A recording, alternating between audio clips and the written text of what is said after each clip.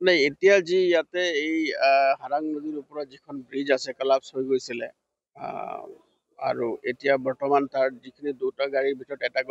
গাড়ী অলৰেডি আমি তাৰ পৰা ৰেস্কিউ অপাৰেশ্যন কৰি ওলোৱা হ'ল আৰু দ্বিতীয়টো এতিয়াও আমাৰ ৰেস্কিউ অপাৰেশ্যন চলি আছে আৰু সদ্যহতে ইয়াৰ কাৰণে যি মানুহৰ অহা যোৱাৰ কাৰণে যিখিনি ব্যৱস্থা ওচৰেদি এটা ৰাস্তা আছে সেই ৰাস্তাটো তেওঁলোকক